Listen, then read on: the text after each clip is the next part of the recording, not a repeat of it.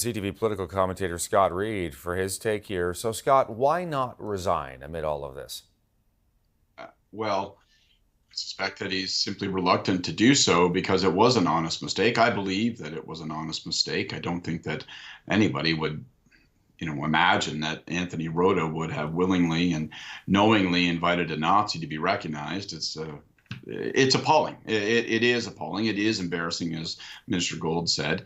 Um, my honest belief, Todd, and I say this reluctantly because I know Anthony Rota some. I worked with him. I think he's been an outstanding member of Parliament. I think he's been a very fair, very capable Speaker of the House of Commons. But I don't think there's an alternative. I think an apology is inadequate for a mistake of this scale, of this size, of this significance. I think with the apology must come accountability, and the only true accountability in a circumstance like this, I think, is that he has to step down. And I don't say that gleefully, but I think I can't think of an alternative to resignation in this situation. We were talking to our correspondent Judy Trin, Scott, in Ottawa about this story, and obviously it gets worse because the Russians have been pushing for such a long time this whole narrative about Ukraine being controlled by Nazis, which of course is completely false. But then you hear this story and you wonder whether this will now be used by Russian misinformation hackers and whatnot to try and push that false narrative. So it makes Canada look really bad. Well, yes, it's ghastly. I mean, on almost every level, a geopolitical level, knowing, as you say, that this will be used and abused in the misinformation campaigns of the Russians. And I mean, just imagine the embarrassment for members of Parliament who stood there in good faith the other day, thinking they were recognizing a 98-year-old man, a veteran, someone that had dedicated their life to Ukraine. They're all standing and applauding to learn that the person was a Nazi. And again, Anthony Rota wouldn't have designed this for anything, but this is the mistake that was made. And I see the footage here of the gentleman. I mean, it's just gut twisting. It's atrocious. And so again, I come back to it.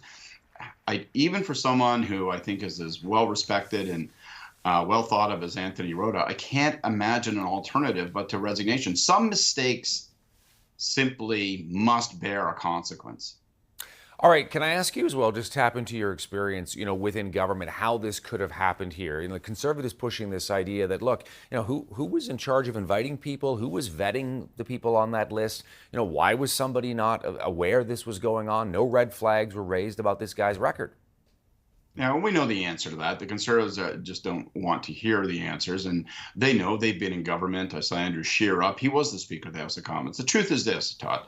When on Parliament Hill, the Speaker reigns supreme. I mean, that's the reality. The Speaker is the caretaker, the curator, the operations chief of the parliamentary precinct, as we call it, all the parliamentary buildings.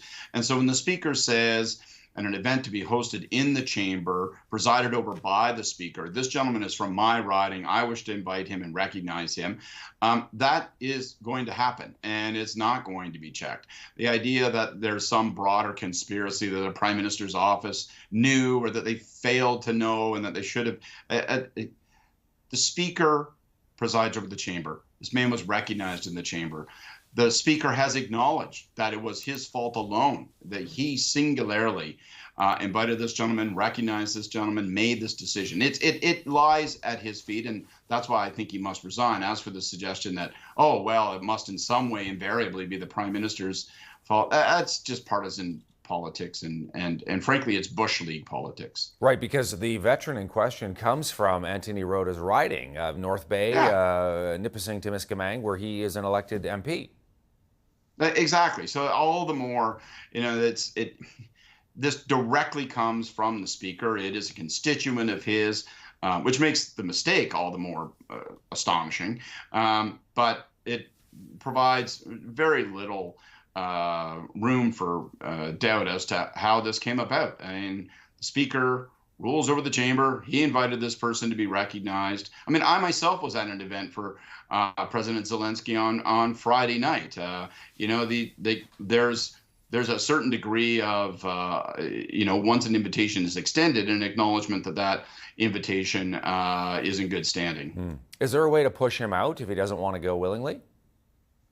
I believe through the standing orders, you could have an expression of non-confidence by members. I don't know off the top of my head. I apologize whether that would have to be unanimous. I mean, if it comes to that, I think again, Anthony Rota is not the sort of person who's going to want to subject the House or himself or his reputation to that kind of that kind of marring.